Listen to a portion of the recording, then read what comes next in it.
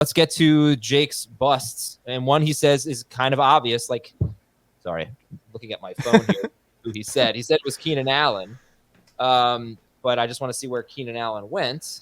And that was last 48th, last pick of round 4. And at that point, I would say I'm willing to roll the dice on it just because he could be the one. I mean, we're talking about what he did last year. We're talking about a rookie quarterback, and we all know at this point it's going to be Caleb Williams. But at the same time, like, we don't know who Caleb Williams is going to like. Is he going to like DJ Moore? Is he going to like Keenan Allen? Who's going to lean on Moore?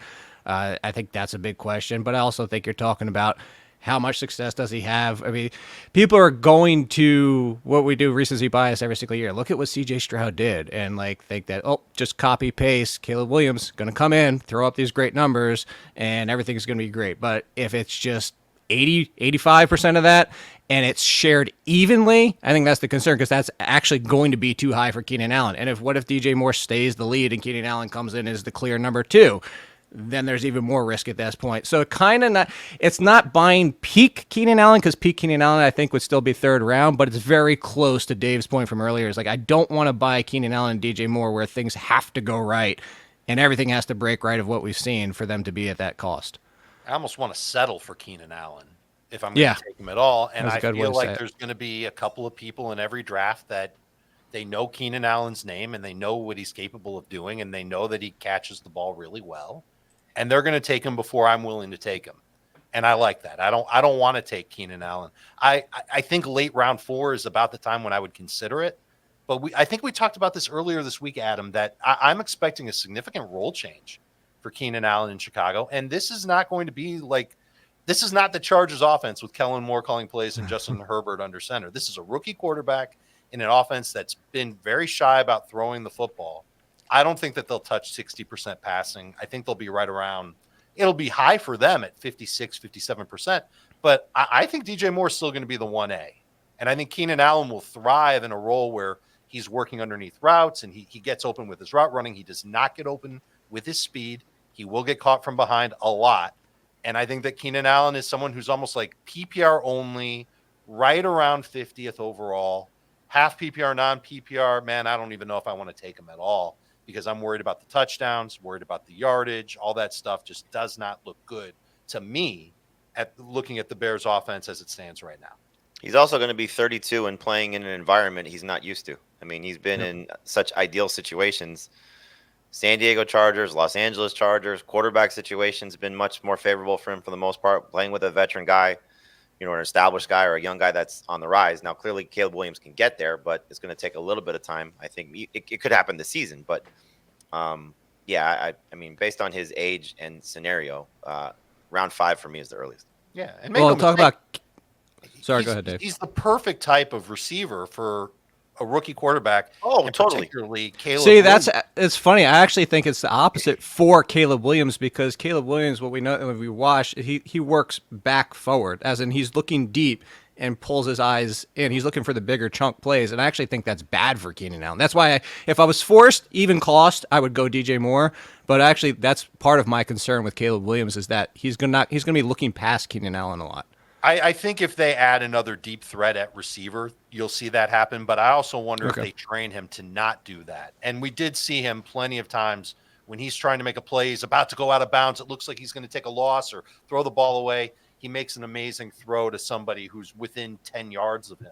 Sure. I think that's what Keenan Allen can do. I think he'll be the best option for Caleb when he's scrambling this year. Okay. It's a matter of how many scramble plays he'll have from game to game.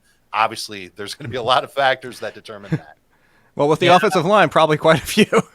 I don't know how bad that line's going to be. I don't think it's going to be one of the best in the league, but I think the line could be okay. I think it could be league average.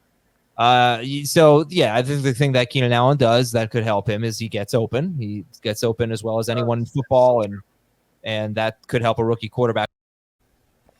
The last bust we're going to talk about is actually a combo. It's the Steelers running backs, Jake. Let me tell you where they went. These are Jake's busts here. I am searching for, in our draft, I'm searching for Jake Ciely. You did not get drafted. So let's search for J. Harris instead. He went mid to late round 6. Jaylen Warren went late round 8. And fun fact, Jamie took Jaylen Warren, and Dave took Najee Harris.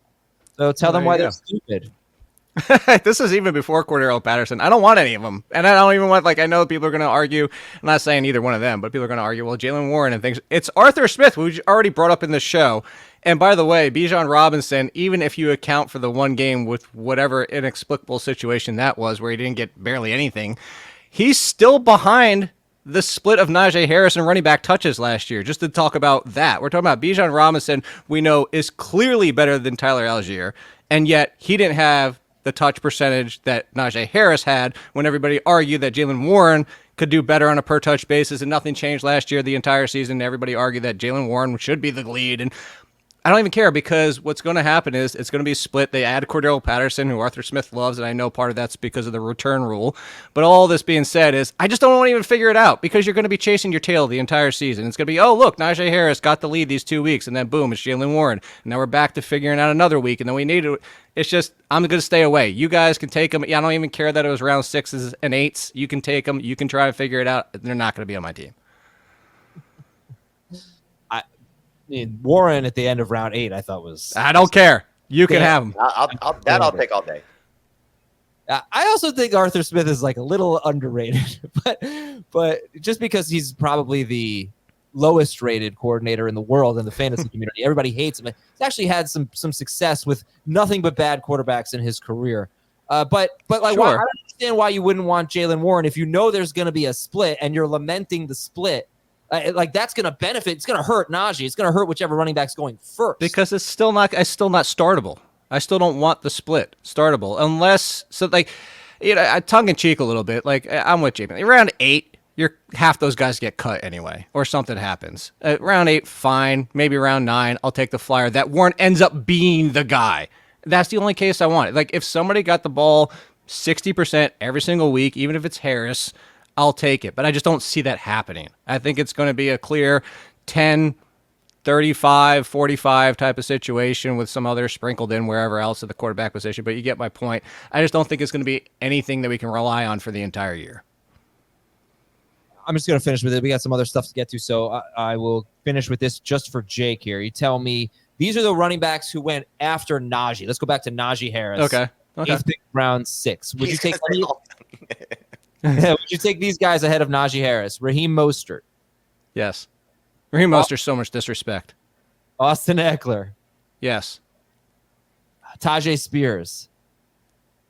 Yeah, because if Tony Pollard falls on his face and or even gets hurt, at least I know what I have. Zach Moss.